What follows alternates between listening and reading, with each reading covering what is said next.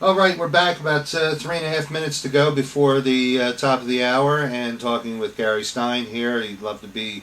He is the Democratic candidate, officially, at least calling himself for another week or so, there, for Congress.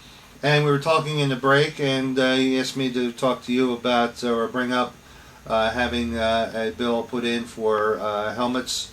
Alternative, something like that, to wear helmets on motorcycle helmets on Sundays. Optional. No, I mentioned this to a reporter for a local newspaper in Atlantic County. I talked to him for an hour. We were having a great time, and then at the end, I mentioned that I ride a motorcycle, and I said another stunt of mine was to back in the beginning of the early spring to try to get bikers, if nobody else, creating a buzz for me.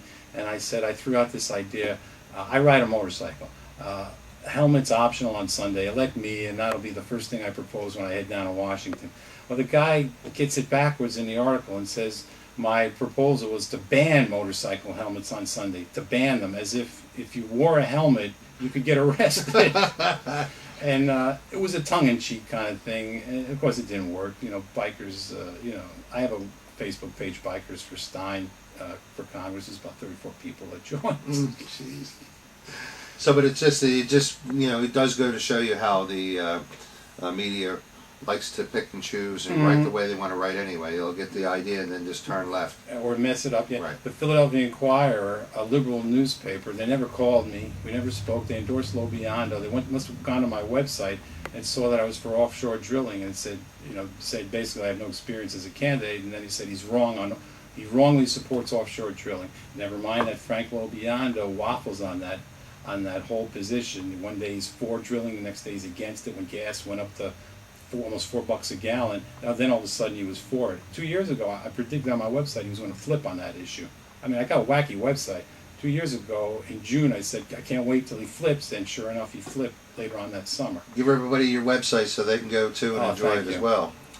It's steinforcongress2010.com, real easy, but nothing's easy with this campaign, because there's a link as soon as you get there to the new website, which is the essential Stein for Congress 2010, and it's a compilation of all the questionnaires Mr. Lo Biondo hasn't filled out, and I filled out every single one, and I try to make it fun because I tweak them in just about every answer, and I predict in the questions and answers that he's not filling out this questionnaire. The Courier Post specifically asked Mr. Lo Biondo. Peter and I both filled this out. Project Vote Smart. That's the longest standing organization trying to poll candidates, and it's nonpartisan. The Courier Post asked him to fill it out. The Atlantic City Press asked him to. He didn't bother.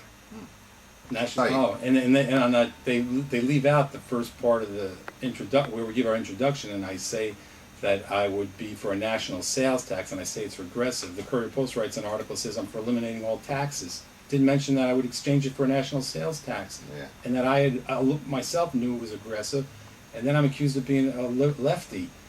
I mean, that's not lefty when you're proposing a regressive sales tax. That's conservative. The poor would be hurt. Right.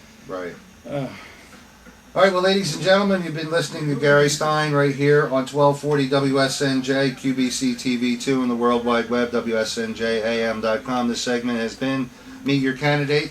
Gary Stein, thank you so much for being here.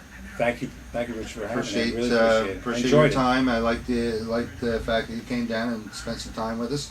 And good luck. Thank you, Richard. All right, be well. Thank you very much. We'll be out of here and more programming tomorrow. Stay right where you are and enjoy the evening.